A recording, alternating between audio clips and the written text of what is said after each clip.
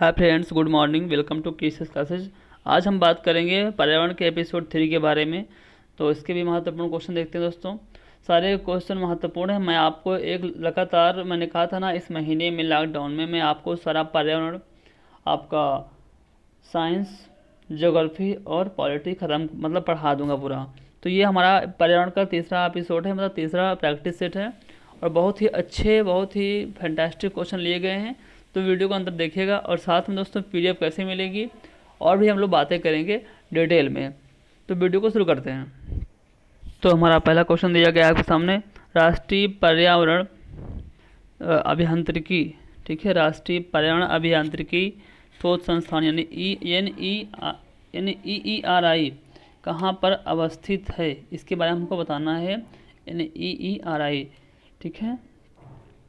चलिए, तो इसका उत्तर दोस्तों क्या होगा? जी हाँ, नागपुर में। ऑप्शन नंबर जो सी दिया गया है वो आपका सही जवाब हो जाएगा। ये दोस्तों कहाँ, महाराष्ट्र राज्य के नागपुर शहर में अवस्थित है और भारत सरकार के विज्ञान एवं प्रौद्योगिकी मंत्रालय के अधीन कार्य करता है। तो ये है आपका NEERI। तो आपको बता दोस्तों, NEERI का फुल फॉर्म जो होता है वो national environment engineering research institute. तो और इसकी स्थापना कब हुई थी? वो 1958 में हुई थी। तो ये आपके बारे में बता दी गई। चलो अब देखिए, नेक्स्ट क्वेश्चन दिया गया आपका। तो नागपुर सही था आपका। फिर है आपका नेक्स्ट क्वेश्चन दिया गया है कि आपका NEA से क्या आशय है? तो ये क्या है? नेशनल एनवायरनमेंट अथॉरिटी, ठीक है। नेशनल एनवायरनमेंट अथॉरिटी मतलब ऑप्शन नंबर जो आपका बी दिया गया है वो आपका सही जवाब हो जाएगा दोस्तों। देखिए, इसका पूरा नाम राष्ट्रीय पर्यावरण अपीलीय प्राधिकरण भी है। इसका जो गठन हुआ था वो वन व पर्यावरण मंत्रालय ने किया था। इससे कुछ प्रतिबंधित क्षेत्र में ऐसे मामलों को देखने को मिलते हैं जहां इसकी मंजूरी आवश्यक थी और है, और नहीं किसी में नहीं है, ठीक है। फिर चलिए, और इसके बारे में कोई और फैक्ट तो नहीं है मेरे हिसाब से। फिर देखिए, नेक्स्ट क्वेश्चन देते हैं। क्वेश्चन नंबर 3 में दिया गया है, विश्व मौसम विज्ञान संगठन का मुख्यालय कहाँ है? विश्व मौसम विज्ञान का जो मुख्यालय है तो वो है आपका जिनेवा में, ठीक है।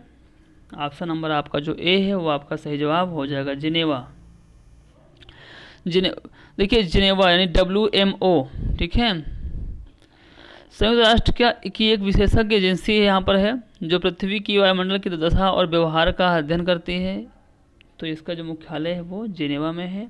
ऑप्शन नंबर आपका ए सही जवाब हो जाएगा। फिर देखिए, दिया गया है UNEP का मुख्यालय कहाँ है? मतलब कि यूनाइटेड नेशंस इन्वायरमेंटल प्रोग्राम, ठीक है। यू से यूनाइटेड, एन से नेशनल, ई से इन्वायरमेंटल, पी से प्रोग्राम। इसका मुख्यालय कहाँ पर है? तो इसका मुख्यालय है नैरोबी में। ऑप्शन नंबर जो आपका सी दिया गया है वो आपका सही जवाब हो जाएगा। नैरोबी में इसका मुख्यालय दिया गया है। और इसकी स्थापना जब हुई थी वो 1972 में हुई थी। कब हुई थी? 1972 में। चलिए, नैरोबी कहाँ पर है आपको पता है? ये दोस्तों केन्या में है। कहाँ है? केन्या। चलिए, फिर देख, EPA का पूर्ण रूप क्या होता है? EPA का पूर्ण रूप इन्वायरमेंटल प्रोटेक्शन एजेंसी, ठीक है। इन्वायरमेंटल प्रोटेक्शन एजेंसी आपका ऑप्शन नंबर दिया गया है सी में होता है, सी सही जवाब हो जाएगा। फिर देखिए, सभी एजेंसियों के बारे में हम लोग बात कर रहे हैं। ग्रीन पीस इंटरनेशनल का मुख्यालय कहाँ अवस्थित है? तो इसका दोस्तों एम्स्टर्डम में है। कहाँ है? एम्स्टर्डम में। ऑप्शन नंबर जो आपका ए दिया गया वो बहुत सही उत्तर हो गया।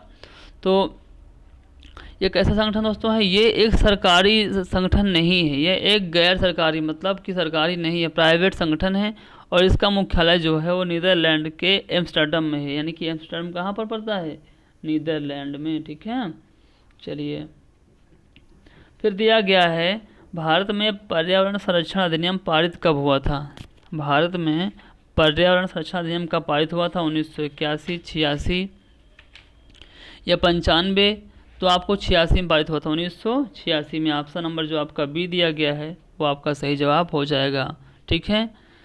और इस संपूर्ण भारत में देखिए एक एक्ट था और 1986 का, उसी में पारित हुआ था। संपूर्ण भारत में लागू भी है, ऐसी कोई बात नहीं कि कहीं लागू नहीं है।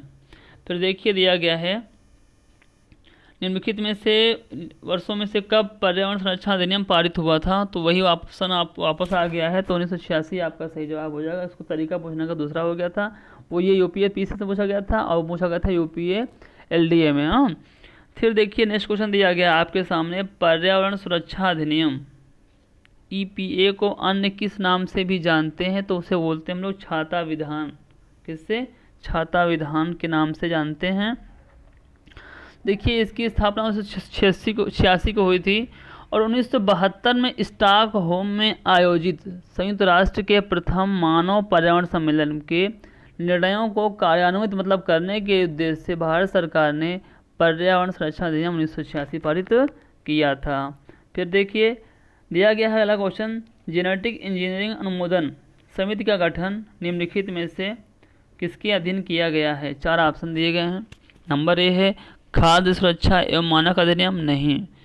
बी माल के भौगोलिक उत्प्रदर्शन रजिस्ट्रीकरण और संरक्षण अधिनियम, ये भी नहीं है। सी पर्यावरण संरक्षण अधिनियम 1986, ये आपका सही उत्तर हो गया। सी जो है आपका सही जवाब हो जाएगा। ठीक है, फिर देखिए जेनेटिक इंजीनियरिंग अनुमोदन समिति का जो गठन हुआ था वो इसी के अनुसार हुआ था। ठीक है, और 22 जुलाई 2010 को गजट नोटिफिकेशन के द्वारा जेनेटिक इंजीनियरिंग अनुमोदन समिति का नाम बदल दिया गया। इसके अनुसार परिसंकटमय सूक्ष्म जीवों, आनुवंशिक निर्मित जीवों या कोशिकाओं के निर्माण, उपयोग, आयात निर्यात, भंडार, सभी चीज़ों के बारे में यहाँ पर चीज़ें एकत्रित हुई, बातें हुई, तो ये सब इसके बारे में फैक्ट हैं। फिर देखिए 5वां क्वेश्चन दिया गया है, निम्न में से कौन पर्यावरण संतुलन के संरक्षण से संबंधित है? यहाँ पर 4 ऑप्शन दिए गए हैं, वन, पर्यावरण, औद्योगिक नीति या शिक्षा नीति। तो इसमें आपका ऑप्शन नंबर जो डी दिया गया है, सभी चारों वो आपके सही जवाब हो जाएंगे। फिर देखिए इसके बाद हम लोग बात करते हैं नेशनल ग्रीन ट्रिब्यूनल एनजीटी। ठीक है, एनजीटी भारत सरकार द्वारा स्थापित किया गया है। ठीक, तो एनजीटी की बात आई है, तो कब किया गया था इसके बारे में हमको बताना है। तो 2010 में इसकी स्थापना, नेशनल ग्रीन ट्रिब्यूनल जो होता है इसकी स्थापना 2010 में हुई थी। कब हुई थी? 18 अक्टूबर 2010 को। ठीक, और इसके द्वारा पर्यावरण संरक्षण, वन अधिनियम और बहुत सारे मामलों का निपटारा किया जाता है। फिर देखिए क्वेश्चन नंबर 7 में दिया गया है, भारत के परिप्रेक्ष्य में निम्नलिखित में से कौन सा कथन जलवायु परिवर्तन के दुष्प्रभाव के संदर्भ में सत्य नहीं है? तो कौन सा सत्य नहीं है? इसमें दिया गया है, हाल ही में दक्षिण अफ्रीका के सन सिटी में आयोजित बेसिक की 19वीं बैठक, ये आपका सही संयोजित नहीं, बाकी सभी क्या हैं? सही हैं। क्लीन डेवलपमेंट मैकेनिज्म की स्थापना हुई थी, तो ठीक है। तो ऑप्शन नंबर जो सी है वो आपका सही जवाब हो जाएगा। आप देखते हैं इस वीडियो के अंतिम क्वेश्चन को, जो कि बहुत महत्वपूर्ण क्वेश्चन दिया गया है। राष्ट्रीय हरित प्राधिकरण अधिनियम 2010 भारतीय संविधान निम्नलिखित में से कौन से प्रावधान के अनुरूप अधिनियमित हुआ या हुए थे? पहला है स्वास्थ्य पर्यावरण के अधिकार के अनुरूप, जो अनुच्छेद 21 के अंतर्गत जीवन के अधिकार का अंग माना जाता है। फिर दूसरा दिया गया है, जो कि यह सही भी है। ठीक है, ये बात सही है, अनुच्छेद 275 का 1 के अंतर्गत जो है अनुसूचित जनजातियों के कल्याण हेतु अनुसूचित क्षेत्रों में प्रशासन का स्तर बढ़ाने के लिए प्रावधानित अनुदान के अनुरूप है, ये आपका सही नहीं है। ठीक, अनुच्छेद 243 का 1 के अंतर्गत उल्लिखित ग्राम सभा की शक्तियों और कार्यों का अनुरूप है, ये भी आपका नहीं है। तो आपका ऑप्शन नंबर जो ए है वो आपका सही जवाब हो जाएगा, मतलब केवल 1। राष्ट्रीय हरित न्यायाधिकरण अधिनियम 2010 भारतीय संविधान के अंतर्गत दिए गए नागरिकों को स्वच्छ पर्यावरण में रहने का अधिकार, जो जीवन के अधिकार अनुच्छेद 21 में अंतर्निहित है। कौन से अनुच्छेद में? अनुच्छेद 21 में अंतर्निहित है। ठीक, इसके अनुरूप है। इस अधिनियम के द्वारा देश में एक राष्ट्रीय हरित प्राधिकरण की, यानी कि नेशनल ग्रीन ट्रिब्यूनल की का गठन किया गया था। तो ये दोस्तों आज के क्वेश्चन रहे, बहुत छोटा, मैंने छोटा पैकेट बड़ा धमाका वाली बात की है।